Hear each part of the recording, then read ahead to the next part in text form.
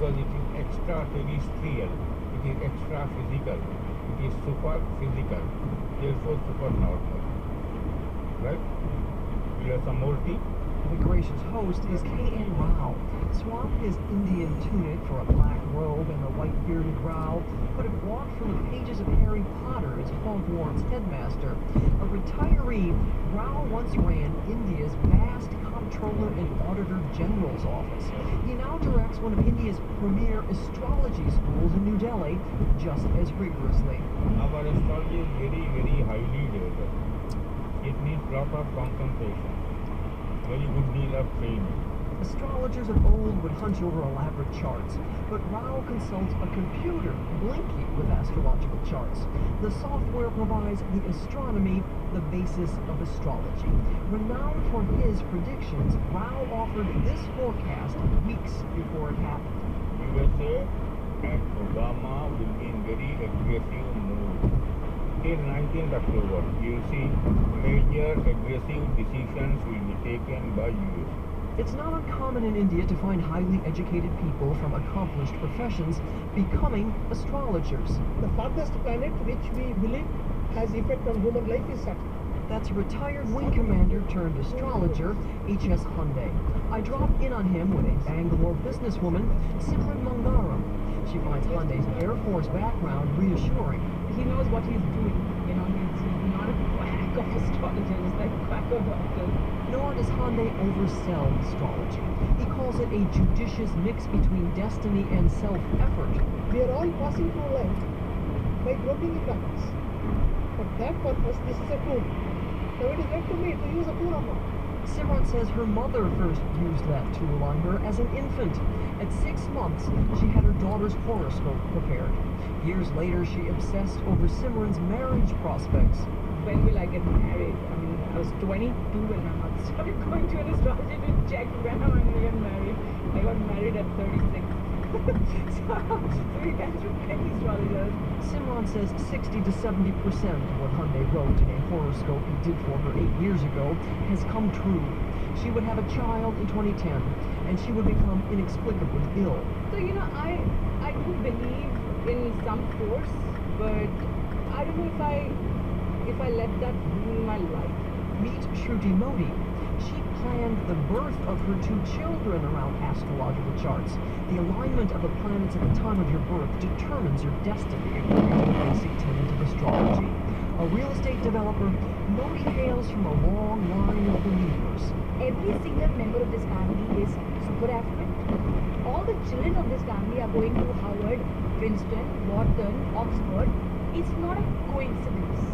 But we are fortunate to have the correct people guiding us. Believers cross all social strata and paths with non-believers. On the other side of the issue sits Bangalore homemaker Shweta Mehra, who says charlatan astrologists are exploiting the gullible and vulnerable. Major population goes to people who probably are not so good at their job.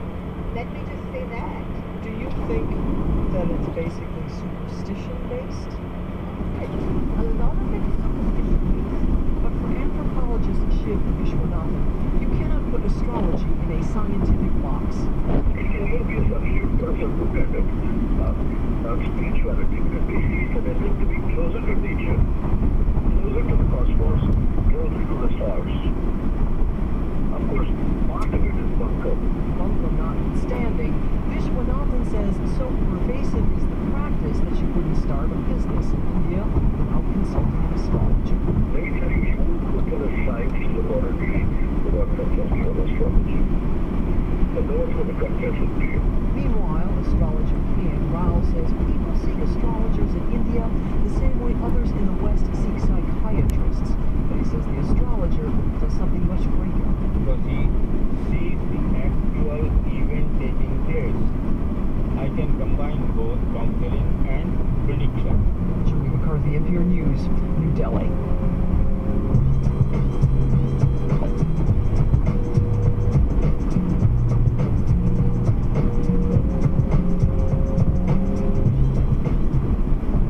You're listening to Morning Edition here on Michigan Radio. Over the last couple of years, dozens of Western journalists have been abducted in Syria. At the height of the kidnapping epidemic, there were about 30 journalists missing in Syria, and all told there have been about 80 journalists kidnapped. For the militant group ISIS, these journalists are props for terror or forced messengers in social media campaigns. We'll hear more on this trend in 15 minutes.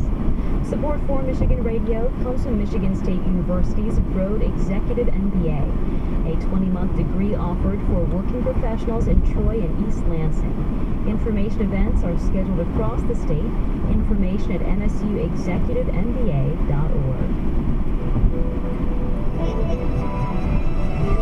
We use analogies every day, but we don't pay that much attention to them. And that's because they're so central to our thinking that we don't even recognize that they're there.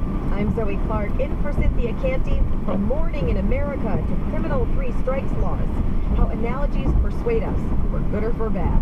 That's next time on Stateside. Stateside is this afternoon at 3. It's 7:30. Good morning, I'm Audie Cornish, bringing you news of a budding Martian friendship between robot spacecraft. Days before India's space program announced that its Mars orbiter mission had successfully reached its destination, a fellow Mars explorer, NASA's Curiosity rover, tweeted that it was rolling out the red carpet on the red planet for the newest Mars orbiter. After its arrival yesterday, the Mars orbiter responded, "Howdy, Mars Curiosity. Keep in touch. I'll be around." It's Morning Edition. From NPR News in Washington, I'm Janine Herbst. President Obama is calling on other nations to help resist ISIS militants. In extended remarks at the UN yesterday in New York, he also urged countries to unite against the spread of Ebola in West Africa. NPR's Scott Horsley reports Obama will attend a special UN meeting on the epidemic today. President Obama's ordered thousands of military personnel to West Africa to help build isolation and treatment centers for Ebola patients and to speed the flow of badly needed supplies. But Obama says it will take a broader international effort to contain the deadly and destabilizing epidemic that threatens to spread. It's easy to see this as a distant problem until it is not. As of now, less than 50% of Ebola patients are getting treatment. Authorities say that needs to grow to at least 70% to reverse the course of the epidemic. Scott Horsley, NPR News, New York. A federal judge says 2 human rights cases may proceed against ExxonMobil. NPR's Jeff Brady reports the claims involve Indonesian citizens allegedly killed or injured while protecting the oil company's property. U.S. lawyers filed the cases on behalf of plaintiffs who claim Indonesian troops guarding a rural Exxon natural gas field injured, tortured, raped, and killed villagers.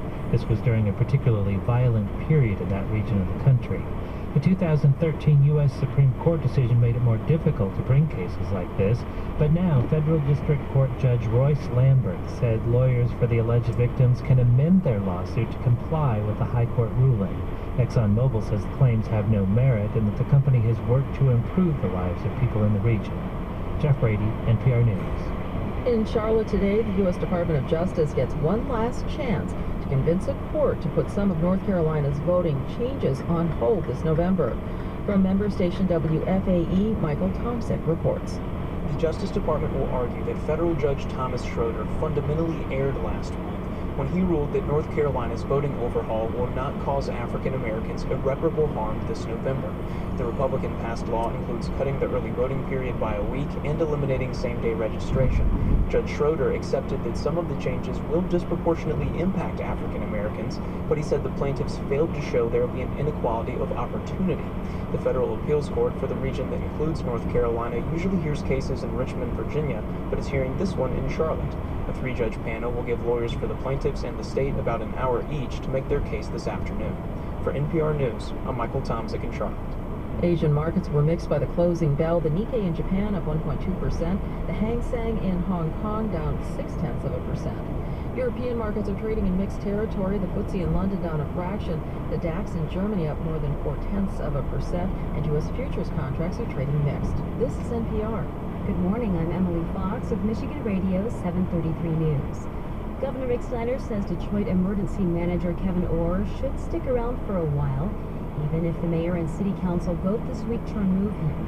Orr is the architect of the plan for the city to renegotiate its debts and exit bankruptcy. Kevin Orr has played a very important role in terms of the bankruptcy. So I think there's a lot of potential value to say how he could stay involved in some capacity with respect to the bankruptcy proceedings themselves. Detroit Mayor Mike Duggan and the City Council are negotiating with Orr on his role after being emergency manager. The council could vote on Orr's status as soon as this week under the state's emergency manager law. Jimmy John's sandwich chain says it believes customers' credit card data from 18 Michigan stores may have been stolen as part of a broader security breach between June 16th and September 15th. Michigan locations on the list are in cities including Bay City, Clarkston, East Lansing, Royal Oak, Warren, and Ypsilanti. A full list is posted online. Jimmy John's says it believes its security has been restored by installing encrypted swipe machines and taking other steps. And 2 traffic notes this morning. A bad accident has closed northbound I-275 at 8 Mile Road near Northville, and down power lines have closed southbound US 31 near Muskegon at N46 or Apple Avenue. Again, northbound I-275 is closed at 8 Mile Road, and southbound US 31 is closed at Apple Avenue. In Michigan radio weather today, sunny skies, highs in the mid-70s. Tonight, clear skies, lows in the upper 40s to low 50s. Tomorrow through the weekend, sunshine, highs in the mid to upper 70s. Support for NPR comes from The Honest Company, providing natural, eco-friendly products for the family and home. Learn more at honest.com. It's 7:35.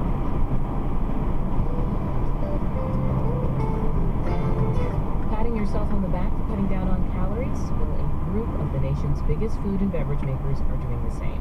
The companies claim that they've removed a total of 6.4 trillion calories from snack packs, sodas, and other treats.